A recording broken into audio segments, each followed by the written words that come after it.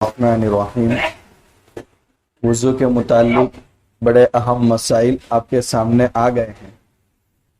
اب اس کے بعد ہے بڑی طہارت، جس کو غسل کہا جاتا، جس کے بارے میں اللہ تبارک و تعالی نے قرآن میں حکم دیا، وَإِن كُنتُمْ جُنُوبًا فَطَّهَّرُوا، اگر جنابت کی حالت لاحق ہو جائے تو خوب اچھی طرح پاکی حاصل کیا کرو۔ اس میں تاکیدی حکم ہے کہ اچھی طرح غسل کرنا ضروری ہے۔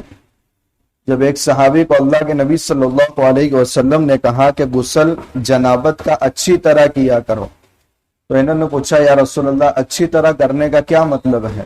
تو آپ صلی اللہ علیہ وسلم نے ارشاد فرمایا کہ ہر بال کے تحت پانی پہنچاؤ، اور پورے بدن کا کوئی حصہ ایسا باقی نہ رہنا چاہیے جہاں پانی نہ پہنچا۔ اب سب سے پہلی بات یہ آتی ہے کہ غسل کب واجب ہوتا ہے؟ انسان کو اگر احتلام ہو جائے، یعنی سونے کی حالت میں کوئی برا خواب آ جائے اور شہوت کے ساتھ پانی نکل جائے، تو اس کی وجہ سے بھی جنابت کا غسل واجب ہو جاتا ہے۔ ہم بستری کے نتیجے میں بھی غسل واجب ہوتا ہے۔ اب اگر کسی شخص پر غسل واجب ہو گیا تو اس کو سب سے پہلے اس میں بہتر تو یہ ہے کہ تاخیر نہ کرے، لیکن اگر تاخیر کی ہے تو جائز ہے، ناجائز نہیں ہے۔ لیکن اولا یہ ہے کہ جیسے غسل واجب ہو جائے تھوڑی دیر کے بعد، کیونکہ اس وقت بدن میں حرارت کا زمانہ ہوتا ہے اور پانی ٹھنڈا ہوتا گیا، دو چیزیں اگر جمع ہو گئی تو پھر انسان کے مزید بیمار ہو جانے کا اندیشہ ہے۔ تو ایک دم فوراً نہ ہو، بلکہ تھوڑی دیر کے بعد پھر وہ غسل کرے۔ غسل کرنے سے پہلے اپنے ان دونوں ہاتھوں کو یہاں تک دھو لے، تاکہ اگر ان ہاتھوں پر ناپاکی لگی ہے اور وہ ہاتھ اگر پانی کو لگ گیا تو پورا پانی ناپاک ہو جائے گا۔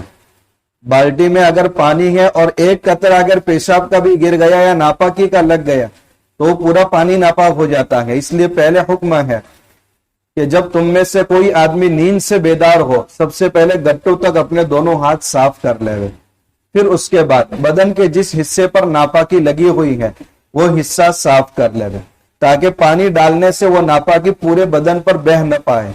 اس لیے وہ ناپاکی کا حصہ صاف کر لے۔ اگر پیشاب کا تقاضا ہے تو رک رک کر کے پیشاب کرے، تاکہ اس کے پیشر سے منی کے سارے قطرات نکل جائے، اور غسل کے بعد بھی انسان کو اندیشہ نہ ہو کہ ابھی بھی قطرات کا خروج ہو رہا ہے۔ پھر اس کے بعد دونوں ہاتھ گٹوں تک دھونے کے بعد ناپاکی کا حصہ دھو لینے کے بعد سنت کے مطابق وضو کرنا ہے۔ یہ سنت کے مطابق وضو کرنا اس لیے ہے تاکہ بدن پانی سے مانوس ہو جائے اور سنت پر بھی عمل ہو جائے۔ اگر کسی نے وضو نہیں کیا اور ڈائریکٹ غسل کرنے لگا اور اس کے جو فرائض ہیں وہ اس نے انجام دے دیے، تو اس کا غسل بھی ہو گیا ہے، وضو بھی ہو گیا ہے۔ لیکن یہ غسل جنابت کا کرنے کا سنت طریقہ ہے کہ پہلے سنت طریقے پر پورا وضو کر لے۔ وضو کرنے کے بعد پھر اپنے بدن پر پانی ڈالنا ہے۔ پانی ڈالنے میں دائیں جانب سے ابتدا کرنا ہے۔ اگر سر کے حصے پر پانی ڈال رہا ہے تو پہلے دائیں جانب والے حصے پر پانی ڈالے، پھر یہ پورے حصے پر پانی ڈالے، پھر بائیں جانب والے حصے پر پانی ڈالے۔ یہ سنت طریقے پر غسل کرنے کا طریقہ ہے۔ غسل میں 3 فرض بہت اہم ہے۔ ایک کلی کرنا، ناک میں پانی ڈالنا اور پورے بدن پر اچھی طرح پانی بہانا۔ کلی کرنے میں یہ خیال رکھنا ہے کہ گرگرا کرنا، ایک تو یہ کہ پورے منہ میں پانی گھمانا، اس کو کہتے ہیں کلی، اور پھر گرگرا یعنی حلق کے نیچے تک پانی پہنچ جائے اور پھر وہاں پر باہر پانی ڈال دے، اس کو کہتے ہیں گرگرا۔ کلی کرنا فرض ہے، گرگرا کرنا سنت ہے۔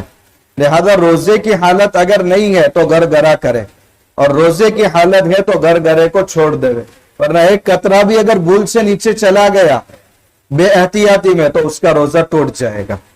اس لیے گرگرا سنت ہے، روزے کی حالت میں نہ کرے، بنا روزے کے ہو تو اس وقت گرگرا کرے۔ اگر مصنوعی دانت منہ میں لگے ہوئے ہیں، ان دانتوں کو نکالنا ضروری ہے یا نہیں؟ اس کا جواب یہ ہے کہ اگر دانت نکلتے ہیں، فولڈنگ والے دانت ہے، تو جنابت کا غسل کرنے سے پہلے ان دانتوں کو نکالنا ضروری ہے، اور اگر فٹ کروا دیے ہیں، نکل نہیں سکتے، تو پھر ان دانتوں کا نکالنا ضروری نہیں ہے، اسی حالت میں وہ غسل کرے گا۔ اور اچھی طرح کلی کرے گا۔ اس کے بعد ناک کے اندر پانی ڈالنا ہے، پانی ڈالنے میں ناک کا جو اوپر کا نرم حصہ ہے وہاں تک پانی پہنچانا ہے، حتیٰ کہ ناک کی پوری آلائش کو صاف کرنا بھی ضروری ہے۔ اگر اس میں میل تھوڑا سا بھی باقی رہ گیا جنابت کے غسل میں تو اس کا غسل درست نہیں ہوگا۔ یہ فرض اتنا اہم ہے، بہت سی مرتبہ سرسری ہم غسل کر دیتے اور جنابت کا غسل نہیں ہوتا تو کوئی بھی ہماری عبادت قبول نہیں ہوتی۔ اس لیے اس غسل جنابت کے غسل میں بہت احتیاط کرنا چاہیے۔ تو دوسرے نمبر پر ہے ناک میں پانی ڈالنا اور پوری آلائش کو اچھی طرح صاف کرنا۔ اور آلائش کو صاف کرنے کا طریقہ یہ ہے کہ پانی ہاتھ میں لے کر ناک سے تھوڑا اوپر کھینچے تو ناک کے پورے حصے تک پانی پہنچ جائے گا، اور پھر اس کے بعد انگلیاں ڈال کر کے ان کو صاف کرے۔ تیسرے نمبر پر ہے پورے بدن کے تمام حصوں تک پانی پہنچانا۔ اب پانی کہاں نہیں پہنچتا؟ جو سوراخ ہے ان میں پانی نہیں پہنچتا، جو دو کانوں کے سوراخ ہے ان میں بھی پانی پہنچانا ضروری ہے۔ ناف کا جو سوراخ ہے اس کے اندر پانی پہنچانا بھی ضروری ہے۔ اگر اس کے اندر پانی نہیں پہنچا تو اس کا جنابت کا غسل درست نہیں ہوگا۔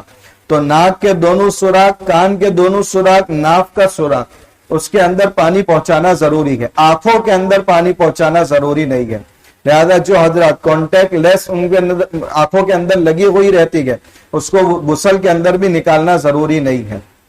تو تمام سوراخوں کے اندر اچھی طرح پانی پہنچانا یہ غسل کے اندر ضروری ہے۔ دوسرا، پانی کہاں نہیں پہنچتا؟ جن حضرات کی داڑھی گھنی ہوتی ہے وہ صرف بالوں پر اگر پانی پہنچا دے تو وضو تو ہو جائے گا لیکن غسل نہیں ہوگا۔ غسل کے اندر تاکید ہے، فَتَطَہَّرُوا، تاکید کا صیغہ ہے، اچھی طرح غسل کرو۔ اس لیے داڑھی گھنی بھی کیوں نہ ہو پانی اس کی جڑوں تک پہنچانا ضروری ہے۔ اگر سر کے بال بڑے ہیں، لمبے ہیں تو بھی اس کی جڑوں تک پانی پہنچانا ضروری ہے، ورنہ اس کے بغیر اس آدمی کا غسل درست نہیں ہوگا۔ یہ جنابت کے غسل کے اندر بہت بے احتیاطی ہوتی ہے، سرسری غسل کر لیتے ہیں، غسل درست نہیں ہوا، آنے والی کوئی بھی عبادت ہماری درست نہیں ہوگی۔ ہاں، ایک غسل ہے سنت غسل جو واجب غسل نہیں ہے۔ وہ سنت غسل کے اندر اگر اس طریقے کا اہتمام نہیں ہوا ہے تو بھی وہ غسل ہو جائے گا، اس سے تو آگے کی عبادت بھی درست ہو جائے گی۔ یہ مسائل ہے واجب غسل کے جو جنابت کے بعد لاحق ہوتا ہے، اس غسل کی بات ہے۔ بہت سی مرتبہ ہم جمعہ کے اندر ایسے ہی غسل کرتے ہیں یا ٹھنڈک حاصل کرنے کے لیے کبھی کبھی صبح یا شام میں غسل کر لیتے ہیں، تو اس کے اندر یہ ساری شرطیں نہیں ہیں، یہ ٹھنڈک حاصل کرنے کے لیے غسل ہے۔ ایک آخری مسئلہ، وضو کے اندر غسل کے اندر وضو نہیں کیا، ڈائریکٹ غسل کرنا شروع کیا۔ اب غسل سے فارغ ہونے کے بعد آدمی نماز پڑھے یا نماز سے پہلے دوبارہ وضو کرے؟ اس کا جواب یہ کہ جب بڑی طہارت حاصل ہو گئی تو چھوٹی طہارت خود بخود حاصل ہو جائے گی، اس کو الگ سے السرینو وضو کرنے کی ضرورت نہیں ہے۔ اللہ تعالیٰ ان مسائل کو اچھی طرح سمجھ کر عمل کی توفیق عطا فرمائے۔ وآخر دعوانا الحمدللہ۔